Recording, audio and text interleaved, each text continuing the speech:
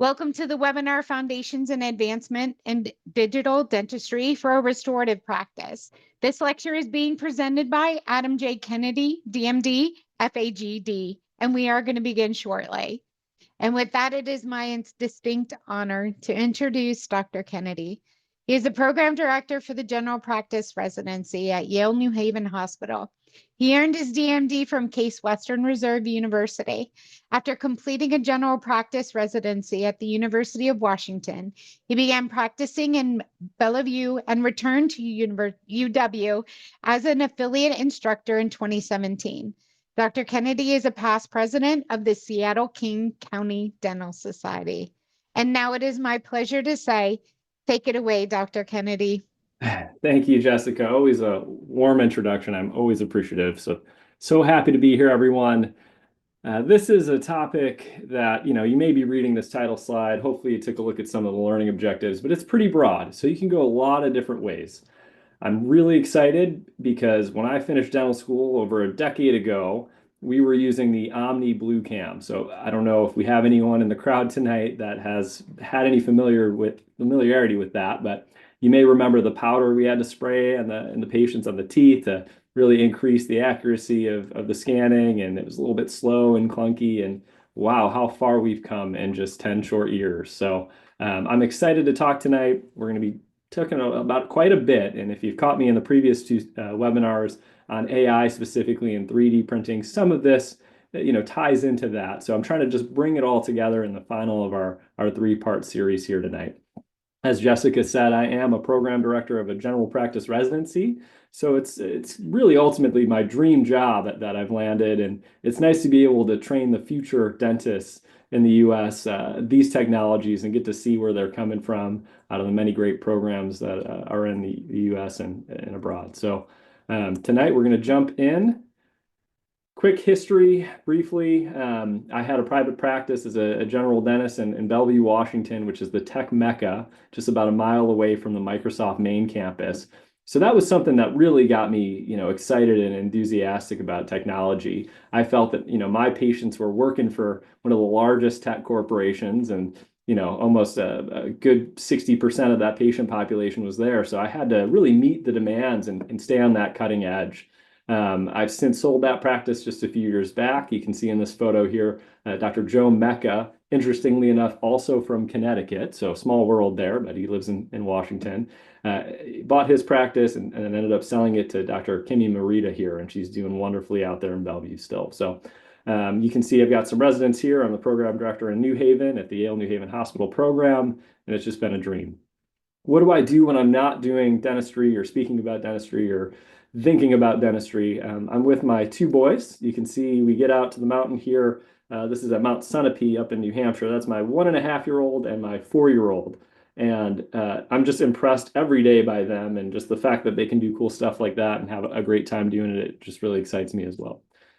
So quick disclosure here, I've got no financial or commercial interests in any of the companies that are going to be mentioned tonight in this presentation. This presentation is not or does not constitute an endorsement of any specific vendor or system, nor does it imply that any one vendor system is superior to another for any particular task or application.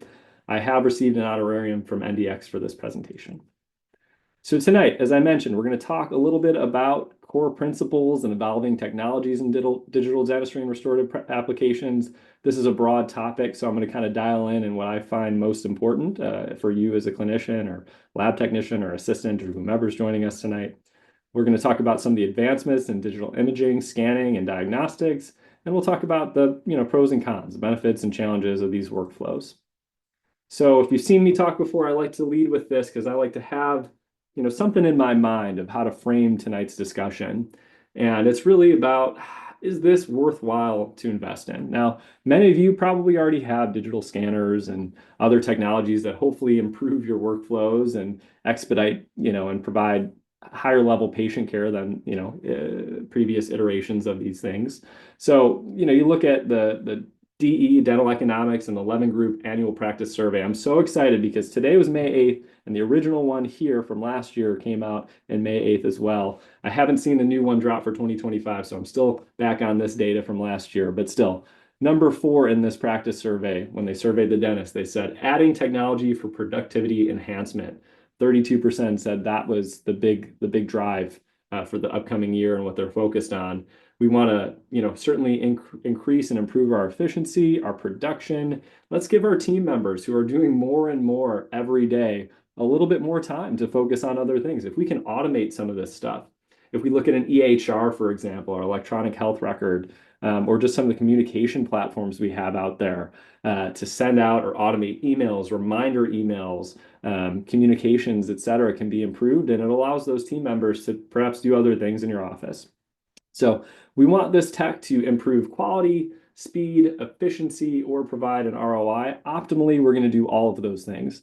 And so the topics that we'll cover tonight are going to include, hopefully, and show you how these things can do just that. So this is an article that came out on April 23rd, just a few weeks back. Work Smarter. This is from Dentistry IQ. I just thought this was a pretty slick review. We're not going to go through all 9 strategies, but I did want to take a look at 2 of them here. Can these technologies cut down on our overhead? Well, I'd argue that, yeah, certainly they can. So again, we're talking about tech for efficiency. Let's maybe switch to a software that can do multiple functionalities. This is specific to communications, marketing, et cetera, appointment scheduling, confirmation, reduce the need for multiple subscriptions. Let's just bring that all into one. And then this one highlighted specifically 3D printing for tech advancement. So they're saying that, hey, if I have a PMMA temp that breaks, I've got something already digitally designed. It's ready. I could just send it directly to my in-office 3D printing unit, and it could be ready within 10 or 15 minutes, and I can deliver it, and the patient's happy. It's not going to take my assistant or myself to do this for 30 minutes or 40 minutes. Some may be able to make temps faster. I'm being a little bit exaggerative here, but it's one of those things that can certainly increase your efficiency in the office. As I mentioned in a previous webinar, communication is critical to every relationship. Our dentist-patient relationship, we're going to talk about our dentist-lab technician relationship. But I want to start first with that dentist-patient communication. I love to see studies that look into this. This is one that I thought was really remarkable, and these QR codes that you'll see through tonight's talk just take you directly to the study there, so feel free to just do a quick screen grab. But this just kind of had a nice colorful wheel, and it talked about, well, what are the benefits? Now, if you've been practicing for any time at all, you know that the communication aspect is critical. We see it can, certainly increase the satisfaction from patients, and certainly your own personal satisfaction when you feel like you're getting your message across and you've got treatment acceptance and we're doing the right thing for the patients and increasing oral health, improved outcomes, addressing the patient's needs, alleviating anxiety. There's the talk aesthesia. I don't know if you ever heard that. We do some moderate sedation in our own maxillofacial surgery clinic or deep sedation. And sometimes, the talk aesthesia aspect can get patients to kind of relax a little bit to get things started. But what are some of the challenges? Sometimes I don't hit it off with everyone. You might have a failure in the rapport, time constraints. I mean, how many of you have a hygienist or two and you're maybe booked in a column or two and you're in the middle of a DO composite and you got to do a hygiene check and then you come back and then you're back. So there are definitely real time constraints in most practice modalities these days. And so how can we improve that? What are some of the ways that we're doing this? We'll talk a little bit about digital photography being one of those ways.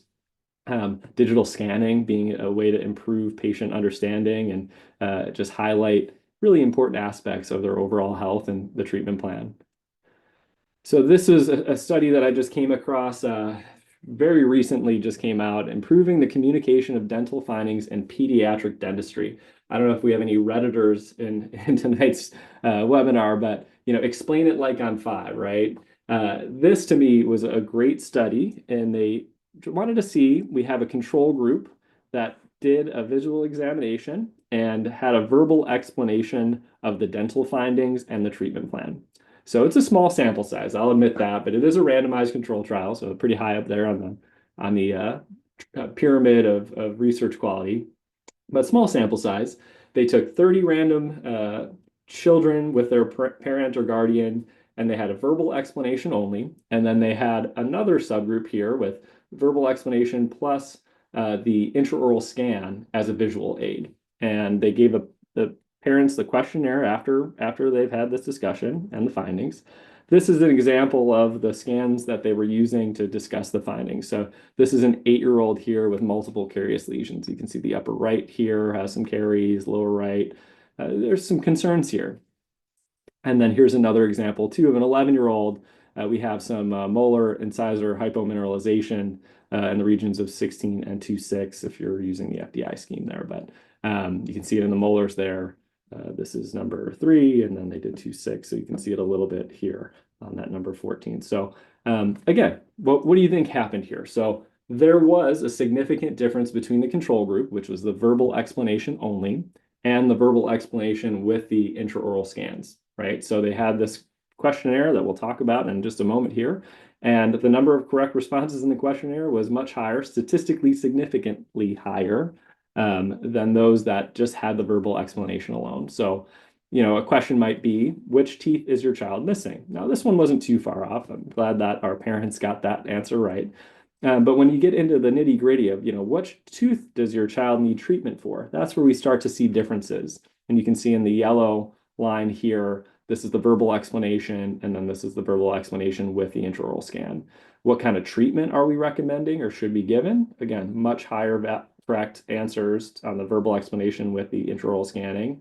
What causes the need for treatment? So do they fully understand? And you can have a whole discussion tonight on just consent and how we, ensure that patients are adequately informed and understand truly what their condition is and what they're consenting for treatment. Should the child's oral hygiene be improved? This one wasn't too far off. You'd imagine most people probably would agree that yes, everything could be improved. And then if so, which area should be improved? And this to me was a nice standout here, which is again, a statistically significant difference, improvement in having that intraoral scan data with it. So the conclusions of this RCT was that the intraoral scan data can clearly be recommended as a visual aid to improve the communication of dental findings with parental guardians in pediatric dentistry. And we know that it increases comprehension, especially regarding treatment issues. So this, again, I thought was great. Some limitations, small sample size. I think if we can recreate this study, let's do it on adults. Let's get the sample sizes up, et cetera. But again, a nice proof of concept there. Dentist lab communication. I was just in the OR. I do a lot of OR dentistry these days. So I was looking for a good case where you can see a lot of hypomineralization and just a lot of teeth that have a lot of different shades and different aspects to them. A lot of changes in color discrepancies on these teeth. So let's just pretend for a minute that we needed to put a crown on tooth number 8. And you can see it's pretty badly broken down. I'm not saying that's what I'd recommend for this tooth. That's not what we did in the OR, but let's say we wanted to do that.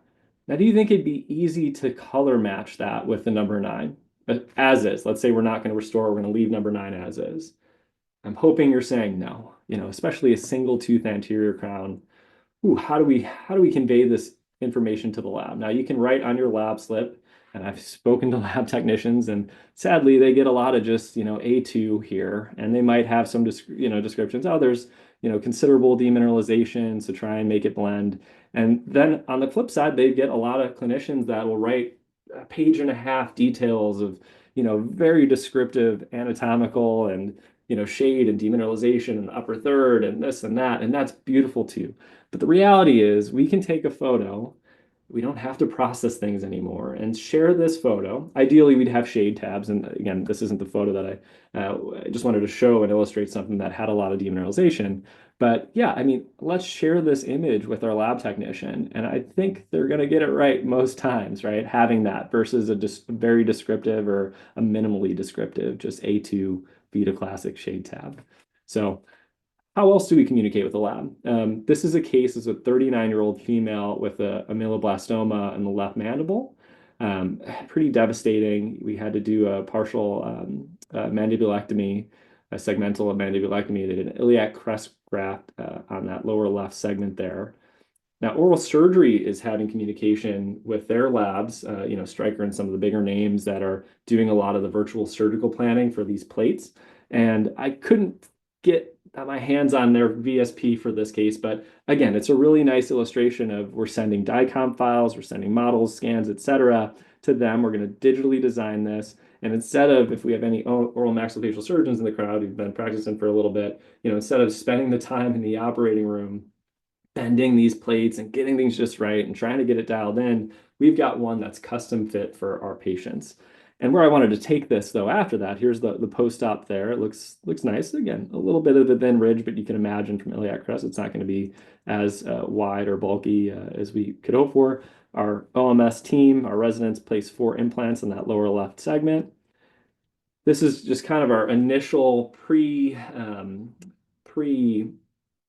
what am I thinking of here? But we've got our impression copings here. We're going to get a verification jig. There it is. Verification jig for this, but this is just our initial kind of diagnostic. Here's our initial impression. We're going to send that to the lab. Could you do this with scan bodies?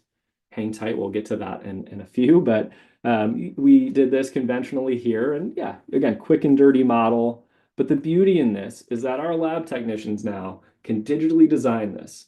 Think back to when you were a first-year dental student or a first-year lab technician, right, in your training. How long does it take to wax up a single tooth, a single molar? Now, those of you who have been doing this for years and years and years, probably not that long these days. But I'd argue that to do it this way digitally takes a lot less time, right? And so here we have a digital mock-up done, and I'm sure minutes, maybe 10 minutes at the top end here.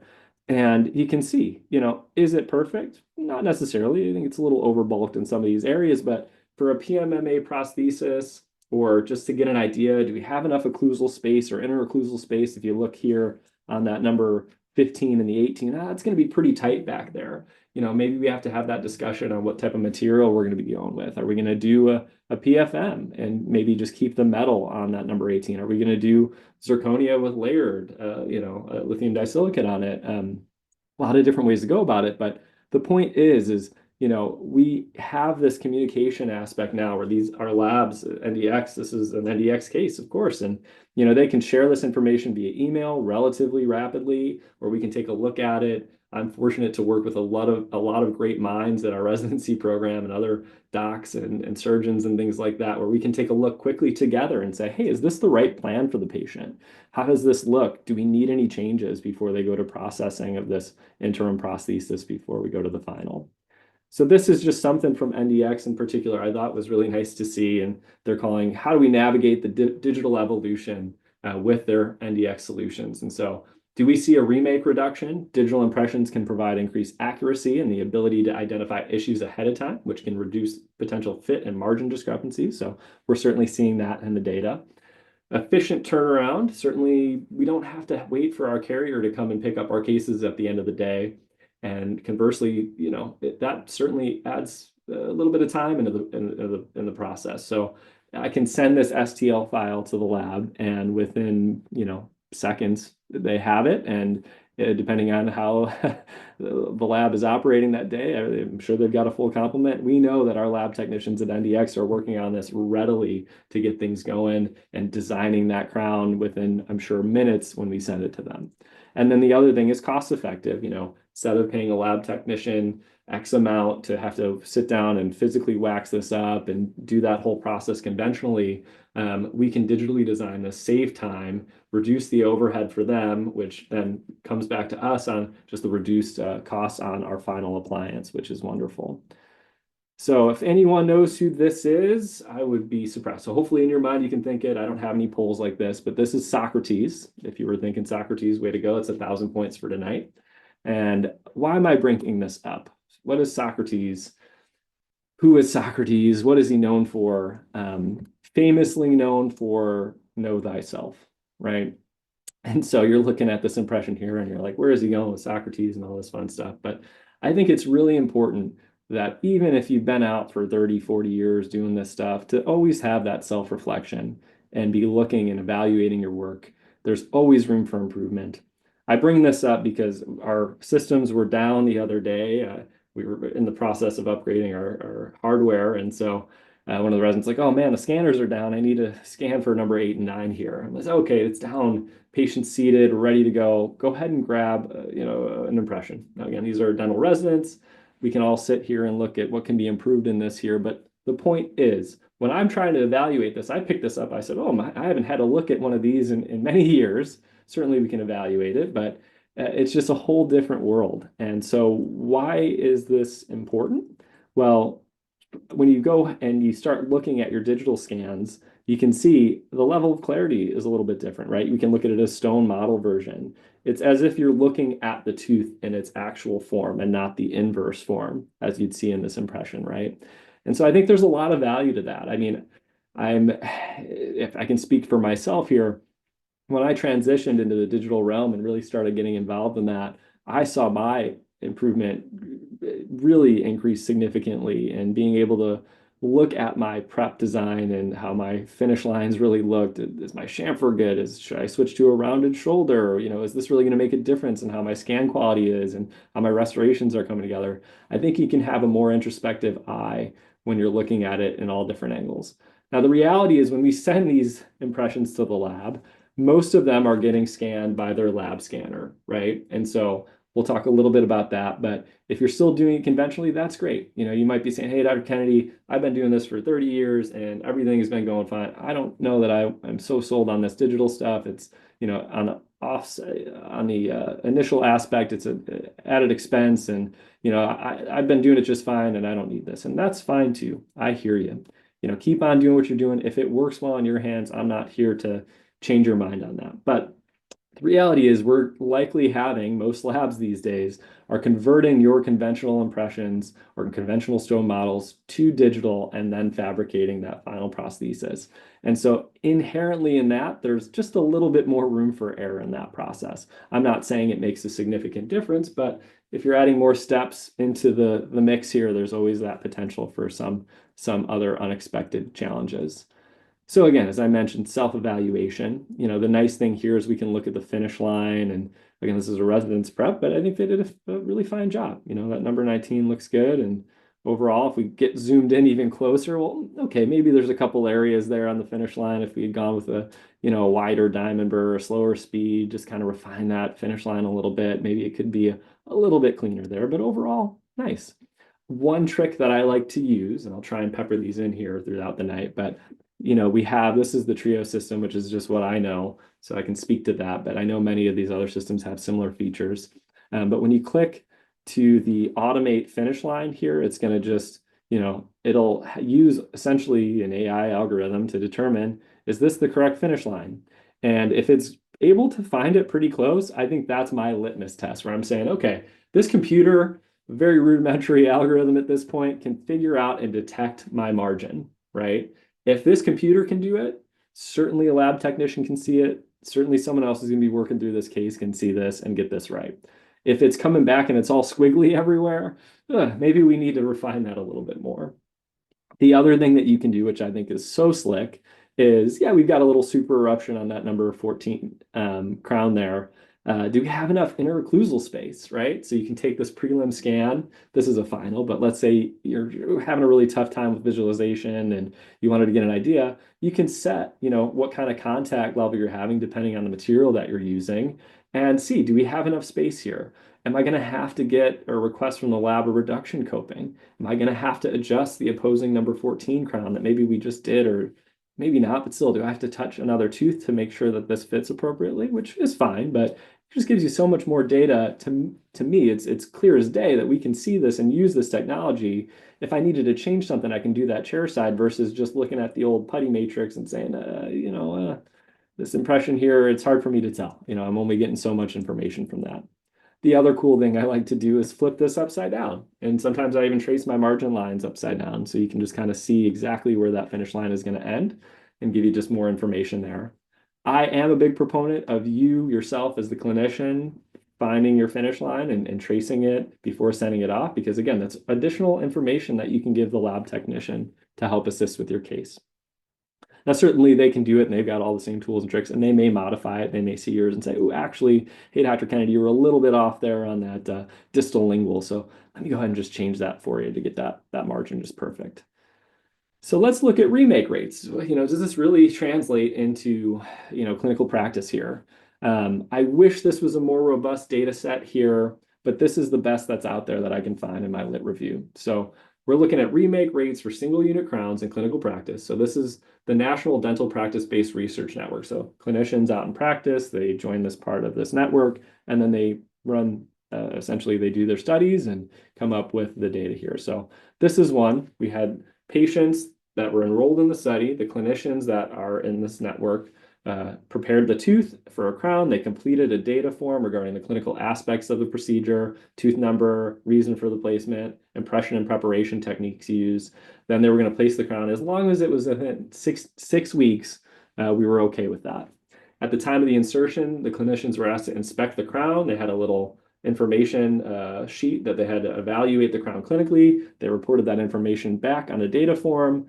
And then the study designers really kind of maintain the contact with the clinicians to monitor the data quality and compliance with the study procedures. So if we look here, again, smaller sample size, but this is actual, in vivo data, which is nice to see. What are some of the reasons why these crowns were rejected clinically? And so the number one reason, though shortly below that there is marginal misfit, but the number one was an open proximal contact.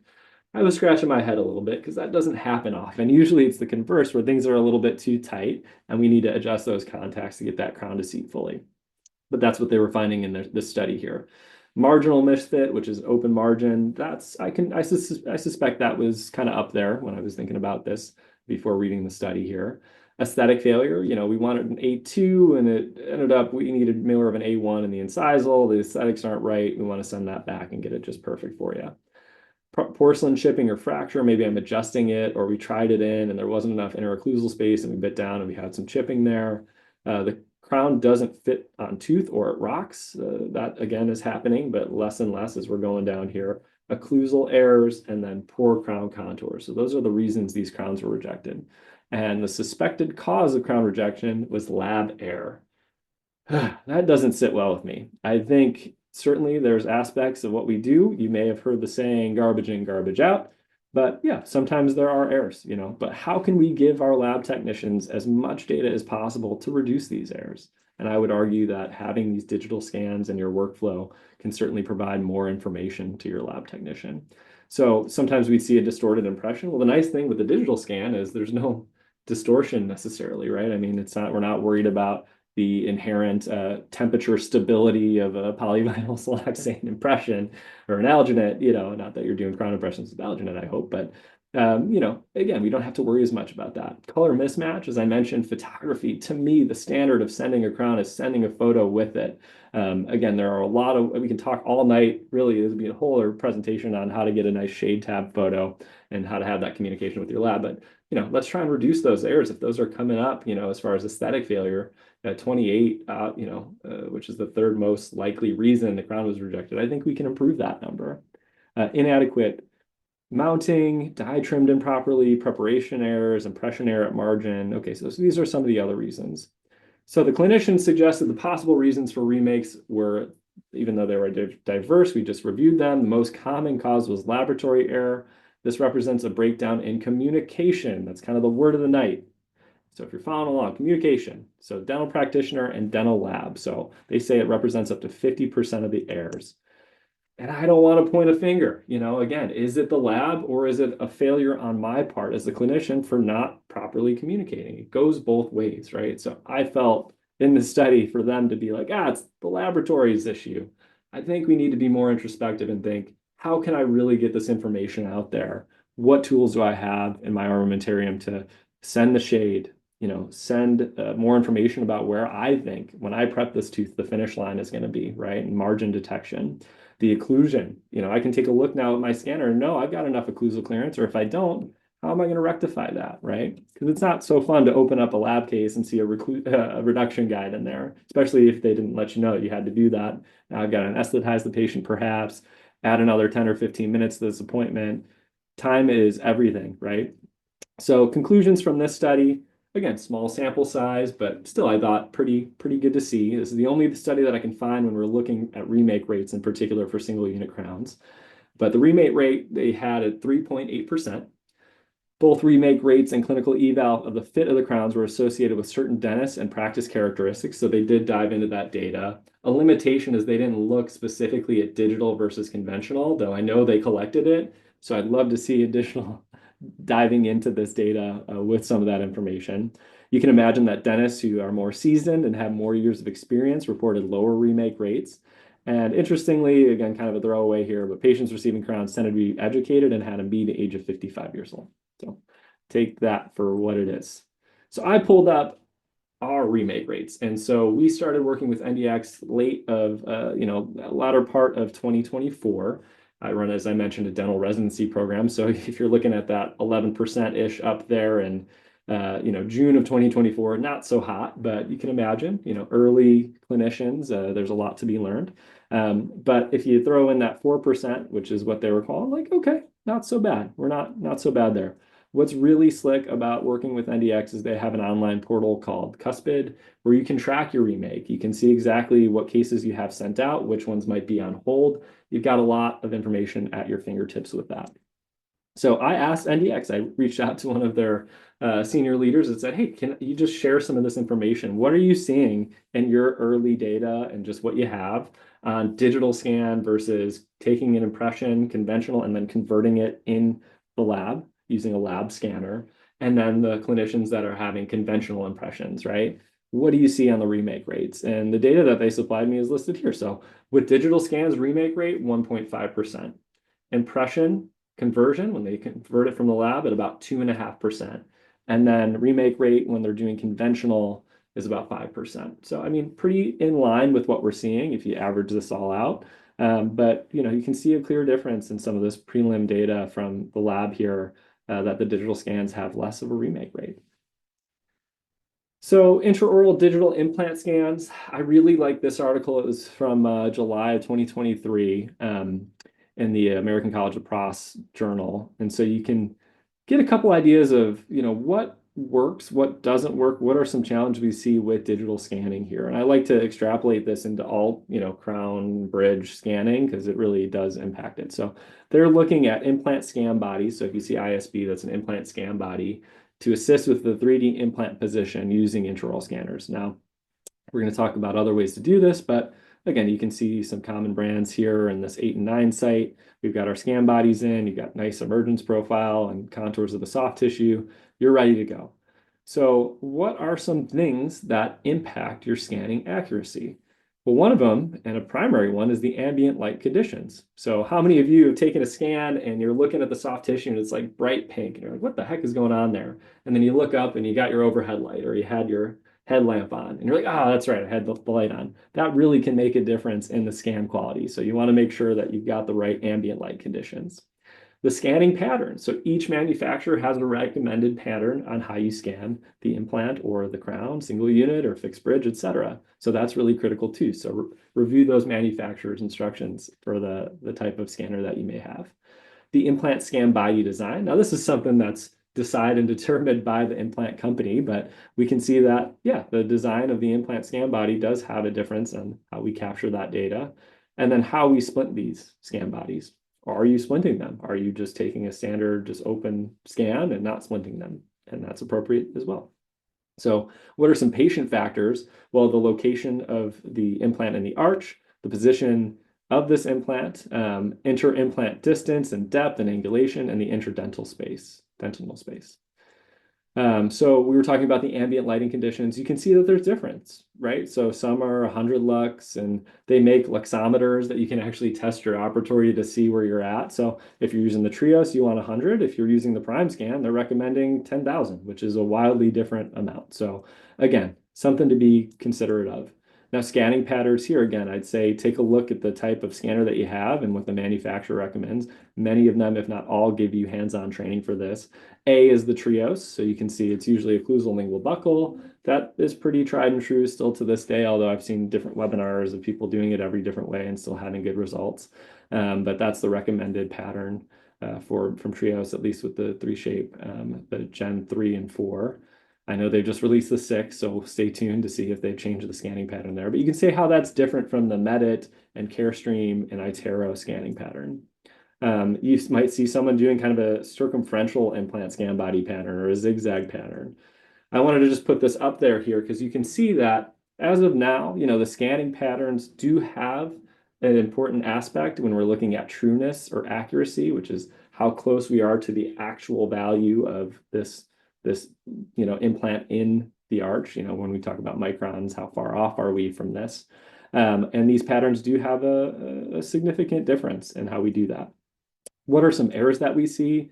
Well, you can have inadequate geometry, so you kind of have just some kind of overlap here of scanning. You have it either reversed, or sometimes when our scan files are stitching all these, it just doesn't capture it the right way.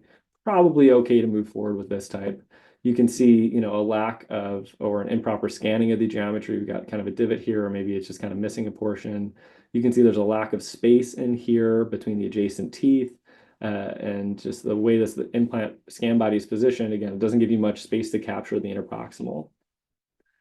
So among patient-related factors, additional variables should be considered. So the arch you're scanning, implant position, inter-implant distance, implant depth, angulation, all of these factors certainly impact how your quality of your scan is going to be. We have seen contradictory results in the literature, so it's really hard to get strong conclusions from this study. But we know, again, ambient light, position, if we're looking at just single tooth-borne crowns, like where your margin is, the type of margin prep, which if you're wondering, a rounded shoulder, which is very close to a chamfer, but a little bit wider, different type of burr, is recommended to have the crispest margins there. So a lot of different things to consider, but something to be thinking about.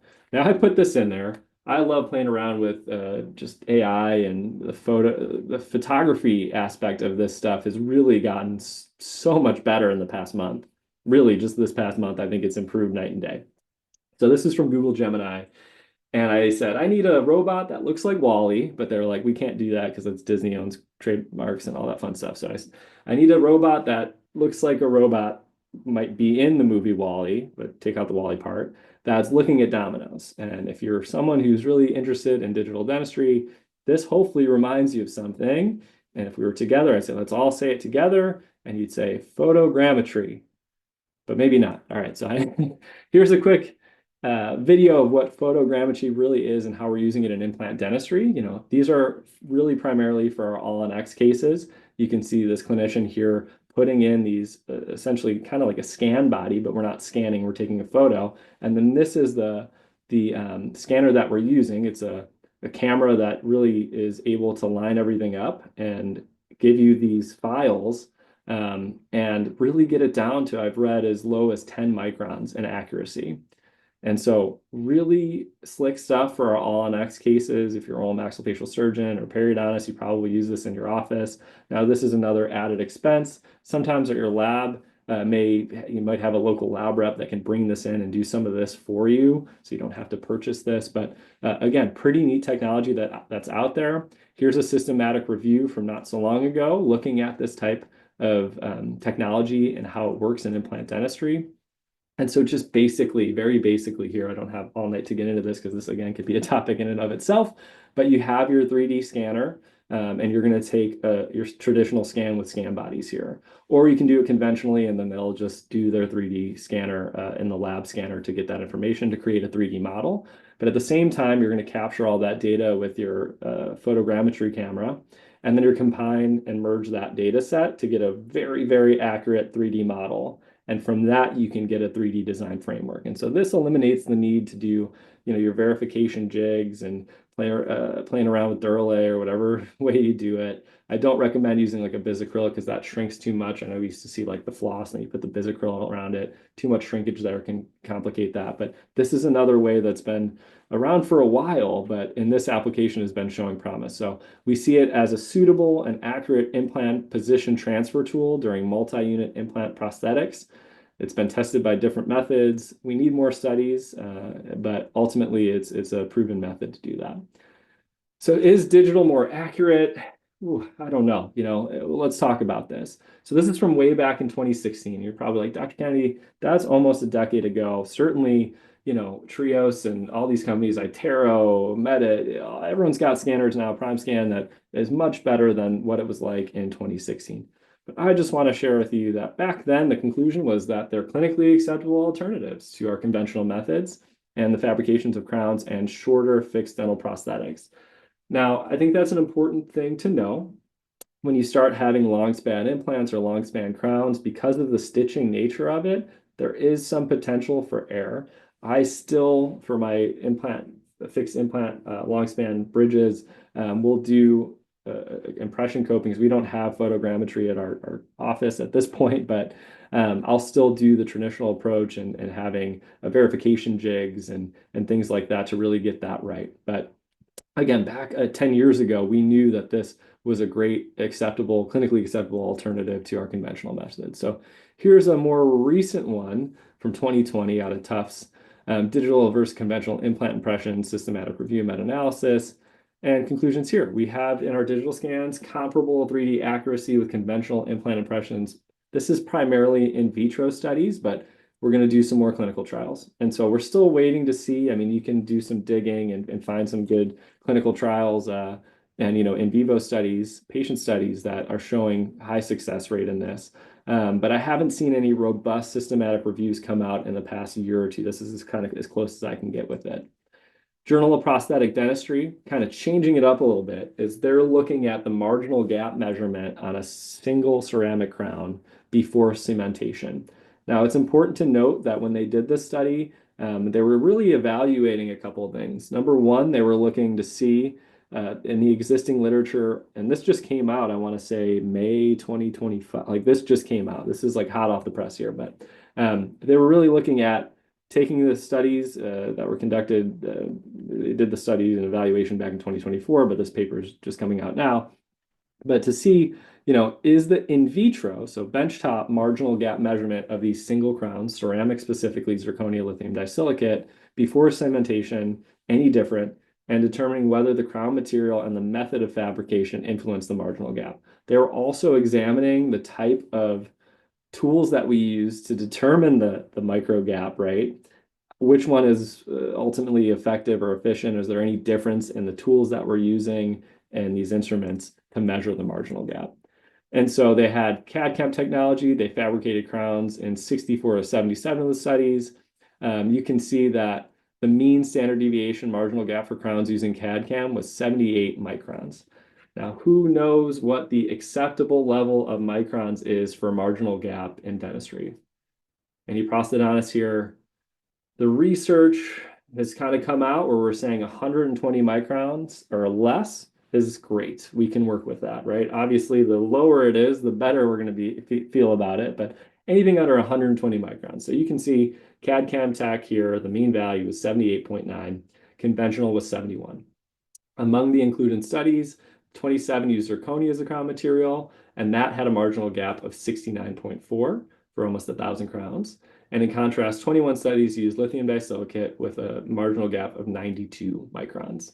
So there was a statistically significant difference between those two. So the clinical implications here, again, small study, but they looked at a lot of different studies. That's the nice thing about a meta-analysis, where that CAD/CAM crowns demonstrated slightly larger mean marginal gaps. Again, keep in mind, this is an in vitro study compared with crowns fabricated using conventional methods. But again, still well within that 120 micron range. We're talking significantly less. So we're all good there. And that zirconia crowns, interestingly, had a significantly smaller mean marginal gap than lithium disilicate. So I haven't seen that play out in my hands specifically. I'm not measuring the microns, admittedly. The human eye can detect 100 microns, to give you an idea, right? In Explorer, you can argue, some say 50 to 70 microns can be detected with Explorer tip. So again, playing around with imaging here, digital versus analog. Yeah, we know that the digital workflows have so many other benefits in my mind: speed, efficiency, turnaround time, cost savings, and we're getting great results with it that are comparable to conventional methods, plus all those other benefits, right? So again, I'm not saying if you're using conventional and it's working well and it has worked out for years to switch over, but I hope you can see that we've illuminated some of these benefits of the digital workflow. So to me, it really opens up this whole ballpark here. And so I kind of want to close with some of these workflows here. Again, these can each individually be a topic in and of themselves, but we have the prep and scan. We're sending it for a CAD design. We're either going to CAD design it in our office and mill it and print it at our office, or we're going to CAD design it and send it for milling and printing, or the lab is going to do the design and send it to back us for milling and printing, or they're going to print it. So there are a lot of opportunities to do this. You can imagine we can maybe cut down on cost in some of these workflow pathways, cut down in turnaround time if someone's just designing it and you're going to print it in your office or mill it in your office and do that work. So there's a lot of different ways to do this. And then you have a happy patient with their arms up at the end, right? So we're seeing such advancements. I just updated the 3Shape software and I said, oh my goodness, look at Automate Crown here. Now we can do it through, a lot of these 3Shape portal, exocad. There's a lot of AI in this workflow that it's going to generate these crown forms for you. You can use these different tools here, these digital tools to, adjust the occlusal clearance, the neighboring contacts, any thin areas we need to know we have adequate thickness there. And within minutes, I'd say, instead of, spending the time to wax this up, you can have, your digitally designed crown ready to send to your printer or milling unit. Similarly with night guards, this can be done in literal minutes now, where it generates what they think is a nice balanced occlusal guard, and you can select the type of guard you'd like. There are different companies doing this out there for you.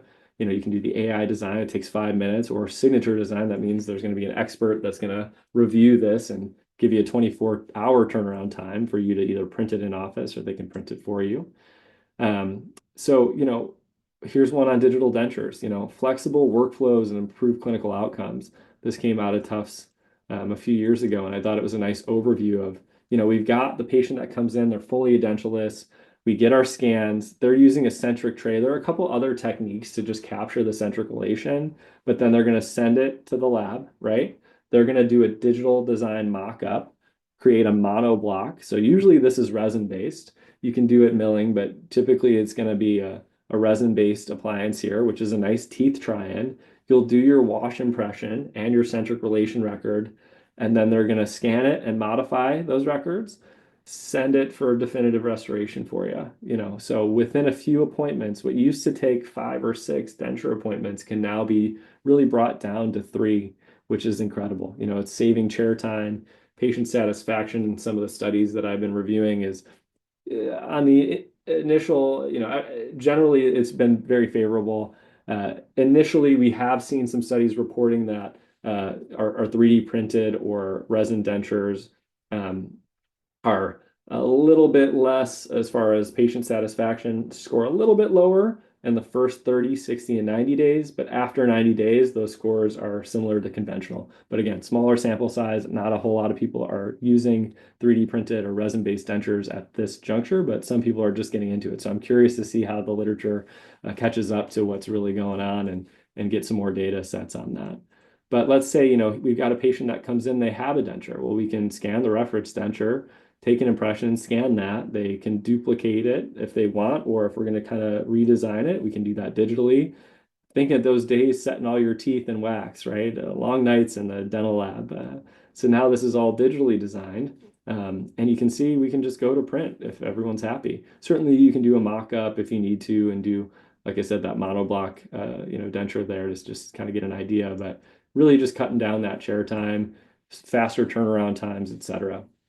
And so if you have a patient that needs an immediate denture here, you can take your alginate impressions if you want, or digital scan. They're showing, again, a scanner, a lab scanner there to capture, the impressions that you have. And then, again, they're going to digitally design it.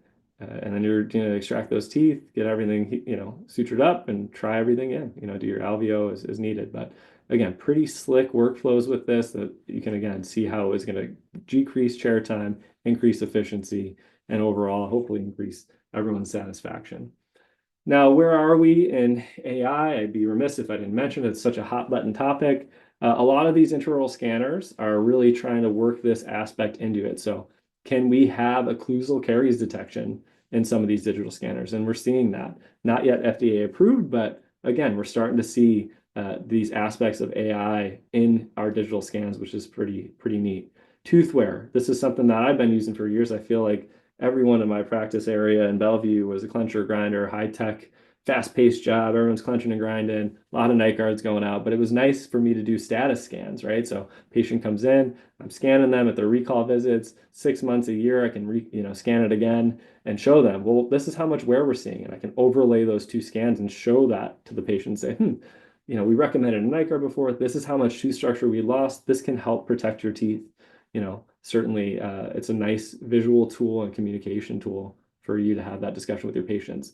Now they're able to look at recession, which is another cool aspect. So it can show the number of millimeters. And again, if you're in the status scan practice modality where you're doing these scans, maybe not every 6 months, but alternating with like your bite wings or your perio charting and kind of working it into the mix, can you track recession and have it actually overlaid and see? I think that's awesome. So they're starting to have AI assisted recession detection. Plaque is another thing. I mean, we still use disclosing tabs for certain patients, but it's pretty cool that they can use this to highlight the plaque on the teeth if the patient's coming in and you want to have that discussion with them. And then again, working on proximal caries, but not quite yet there. So again, very important distinction here is not yet approved by the FDA or even tentatively approved yet, but their AI is highly trained. It's not 100% accurate. False positives are expected in any diagnostic system, especially this one that I've just mentioned from Trios.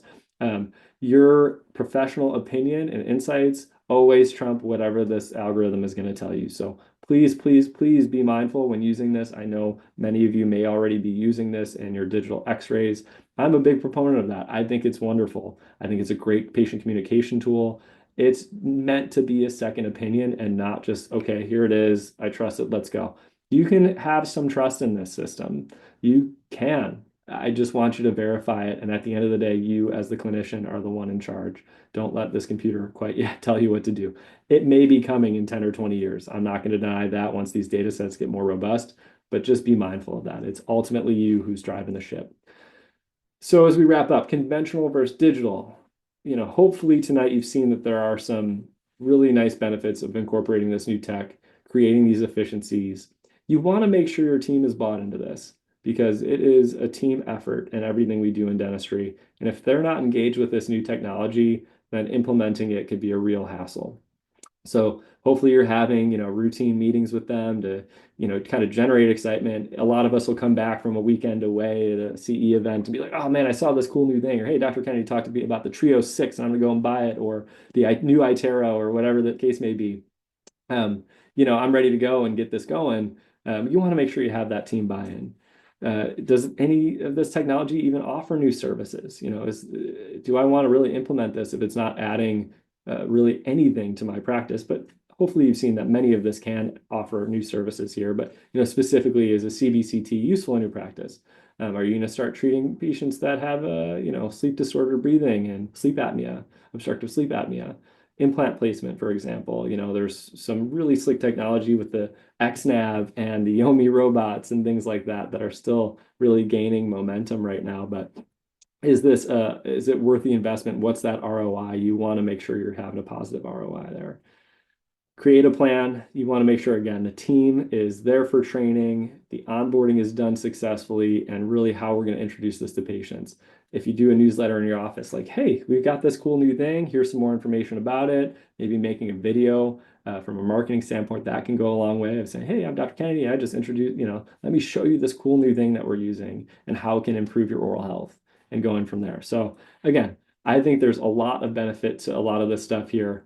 I did show this in my last presentation, but I think it's just so neat. There's a company out there called Perceptive.io, and they've got a unique scanning software that can allegedly detect these interproximal caries and really get an idea with where everything is in the tooth.